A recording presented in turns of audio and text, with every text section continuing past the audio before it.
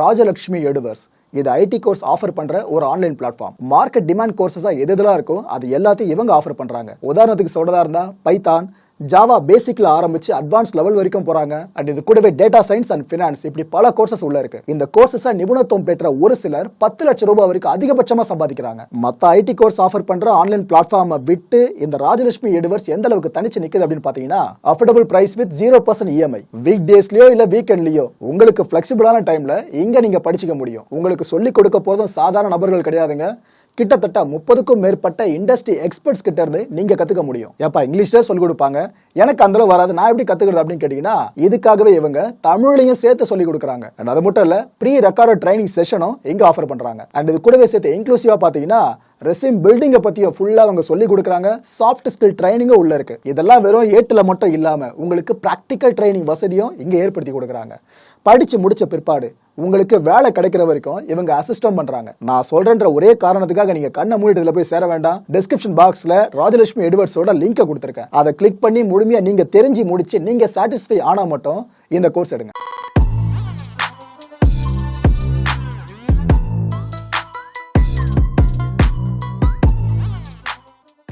வணக்கம். Big topic with Karthik Mayakumar.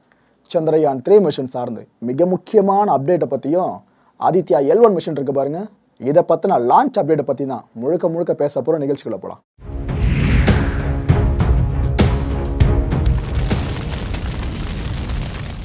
நம்ம Vikram lander, Pragyan rover, இந்த அம்மா குழந்தை இருக்காங்களே அப்படி தாங்க சொல்லணும். ஏன்னா இஸ்ரோ இப்போ ஒரு வீடியோ வெளியிட்டிருக்காங்க. அவ்வளோ அழகாக இருக்குது பார்க்குறதுக்கு. நம்ம விக்ரம் லேண்டர் இருக்குல்ல, அது அம்மா ஸ்தானத்தில் இருந்து இந்த பிரக்யான் ரோவர் விளையாடுறதை அப்படி பார்த்துக்கிட்டு இருக்கு. எவ்வளோ பெரிய கனவு சுமந்துக்கிட்டு போயிருக்கு இந்த 2 ப்ராடக்ட்டும். அங்கே போயிட்டு நம்ம ரோவர் பண்ணுறதெல்லாம் பார்க்குறப்ப, யோ உன்னை எதுக்கு அமுச்சுட்டா என்ன வேலையை பார்த்துனுக்கிற அப்படின்னு கேட்குற மாதிரி தாங்க இருக்குது. முன்னாடி போகுது, அப்படியே திரும்ப பின்னாடி வருது, ரவுண்ட் அடிக்குது, திரும்ப அப்படியே போகுது. இது எல்லாம் அந்த விக்ரம் லேண்டர் இருக்குல்ல, அதை அப்படியே காட்சி பதிவாக எடுத்துக்கிட்டு இருக்கு. அந்த காட்சி பதிவு தான் இஸ்ரோ இப்போ வெளியிட்டிருக்கு. இஸ்ரோ இதை பார்த்து நெகிழ்ந்திருக்காங்க. ஏன்னா அவங்களோட படைப்பு இல்லையா, நெகிழ்ந்திருக்காங்க. ஆப்வியஸாக நம்ம இந்தியன்ஸ் எல்லாருமே பார்த்து பூரிப்படைகிறோம். வா என்ன ஒரு விஷயம் நடந்துக்கிட்டு இருக்கு நிலவுலன்னு சொல்லிட்டு. ஏன்னா வளர்ந்த நாடுகளே யோசித்த விஷயம், நிலவோட தென்துருவ பகுதியில் நம்ம லேண்ட் பண்ணுமா அப்படின்னு சொல்லிட்டு. அந்த விஷயத்தை யோசித்தது மட்டும் இல்லாமல் பர்ஃபெக்டாக எங்கேயுமே பிசுறு தட்டாமல் நம்ம எக்ஸிக்யூட் பண்ணி காமிச்சிருக்கோம். பார்த்தீங்களா, ஒரு வளரும் நாடு இந்தியா, அப்பேற்பட்ட நாடு எக்ஸிக்யூட் பண்ணி காமிச்சிருக்கலாம், பெரிய விஷயங்க. அதனால் இந்த ஃபுட்டேஜை பார்க்குறப்ப அவ்வளோ சந்தோஷமாக இருந்துச்சு. வேறு லெவலில் நம்மளோட ப்ராடக்ட்ஸ், ஏன்னா இண்டிஜினியஸாக இந்தியாவுக்குள்ளேயே முழுக்க முழுக்க உருவான ப்ராடக்ட்ஸ் எல்லாமே அதில் இந்த அளவுக்கு திறம்பட செயல்படுன்றதை பார்த்து நமக்கே பூரிப்பு ஏற்படுது. ஓகே, சந்திரயான் 3 மிஷனை பொறுத்த வரைக்கும் பார்த்தீங்கன்னா, எதிர்பார்த்த ஆயுட்காலம் இருக்குல்ல, அது பாதி முடிஞ்சிருச்சு. வாழ்க்கை மாதிரி தான், துக்கம் சந்தோஷம் வருமே, இதே மாதிரி தான் இந்த மிஷன்லையும். ஏன்னா அந்த விக்ரமும் நம்ம பிரக்யானும் நிலவோட மேற்பரப்பில் இப்போ இருந்தாலும் இந்த 14 நாட்கள் அப்படின்றதான் இந்த மிஷனோட டியூரேஷனே ஒட்டுமொத்தமாக. அதில் பாதி முடிஞ்சிருச்சு, இன்னும் எஞ்சி இருக்க ஆயுட்காலம் மட்டும்தான் அந்த மிஷனுக்கு இருக்குது. ஒரு பக்கம் சந்தோஷமாக அந்த ஒரு ஃபுட்டேஜ் சார்ந்து நம்ம பேசினாலும், இன்னொரு பக்கம் எந்த ஒரு துக்கமும் நம்ம தொண்டையை கமரா மாதிரி தான் இருக்குது. அடுத்த வாரத்தில் இந்த மிஷன் ஒட்டுமொத்தமாக முடிவுக்கு வரப்போகுதுங்க. எதுக்காகனா, இந்த நிலவை பொறுத்த வரைக்கும் ஒரு நிலவு நாள் அப்படின்றது நம்ம பூமி நாட்களோடு கம்பேர் பண்ணுறப்ப 28 எர்த் டேஸ் அப்படின்னா 29 எர்த் டேஸாக சொல்லுவோம். ஸோ அதோட ஃபர்ஸ்ட் ஆஃப் அப்போ மட்டும் தான் சூரியன் அப்படின்றது இந்த தென்துருவ பகுதியில் விடோன்றாங்க. இதுதான் முதல் 14 நாட்கள். ஸோ இதுக்கேற்ற மாதிரி தான் நம்ம சோலார் போர்டு இருக்குல்ல, இதை பயன்படுத்தி இந்த மிஷனை ஃபுல்லாக நம்ம இனிஷியேட் பண்ணியிருந்தோம். சூரிய ஒளி இங்கே ஆற்றலாக மாறி பிரக்யான் ரோவர் இயங்குற மாதிரி. அப்பேற்பட்ட இந்த சைக்கிள் முடிய இன்னும் ஒரு வார காலகட்டம் தான் இருக்குது.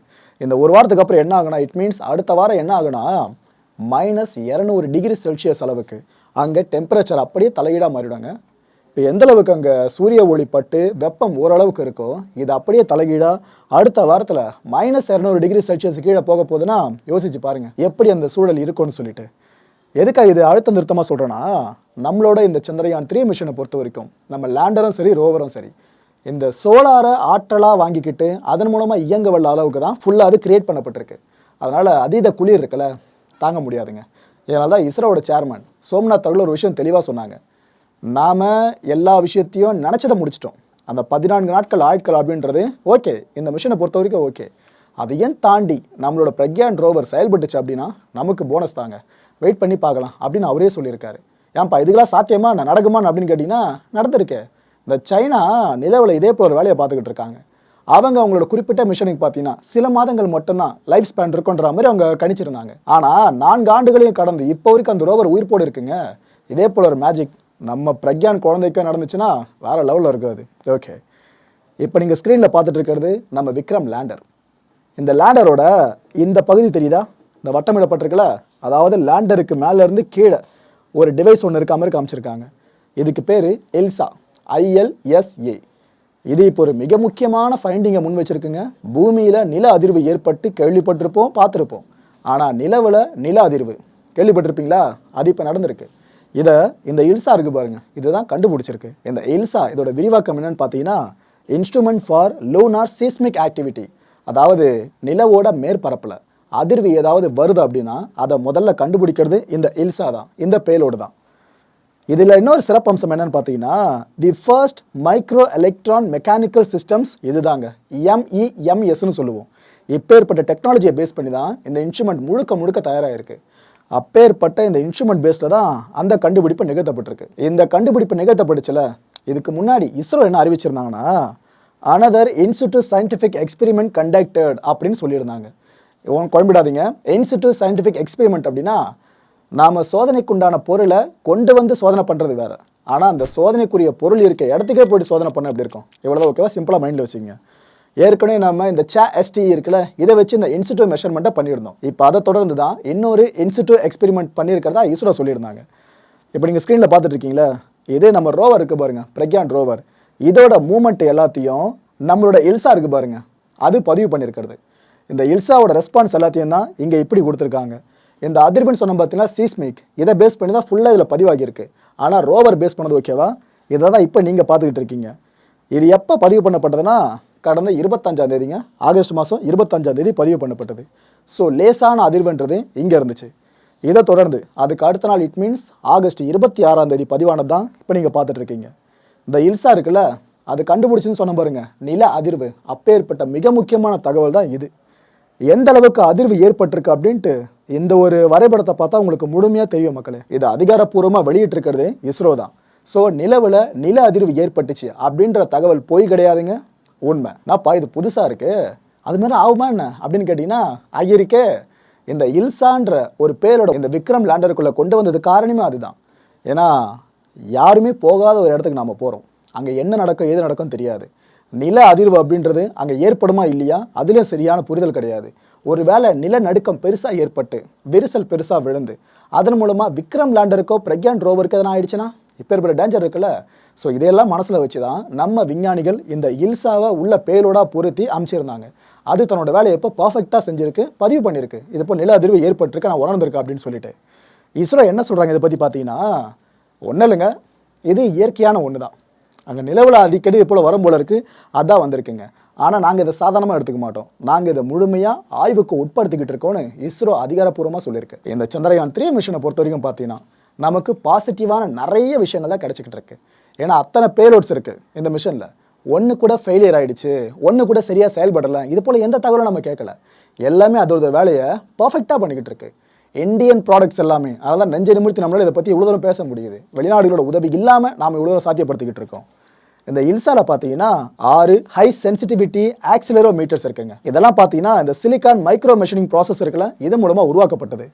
இது என்ன ஆகும்னா, இந்த எக்ஸ்டர்னல் வைப்ரேஷன்ஸ் இருக்குல்ல, அதாவது லூனாரோட சர்ஃபேஸ் மேலே ஏதாவது வெளிப்புறம் சார்ந்து ஒரு அதிர்வு ஏற்படுதுன்னா இது அப்படியே வோல்டேஜாக கன்வெர்ட் ஆகுமா.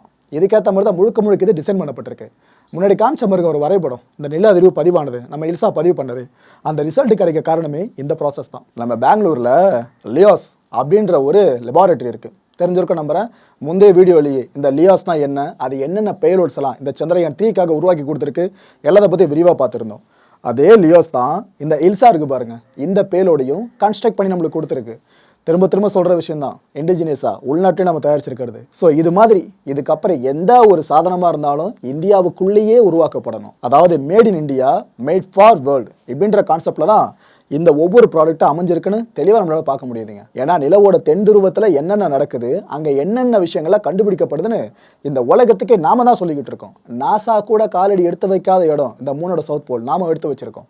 அதனால தான் நம்மளோட ப்ராடக்ட்ஸோட உதவியோடு உலகத்துக்கு நாம் இப்பேற்பட்ட தகவல்களை அடிச்சுக்கிட்டு இருக்கோம். இது ஒரு பொன்னான நாளுங்க.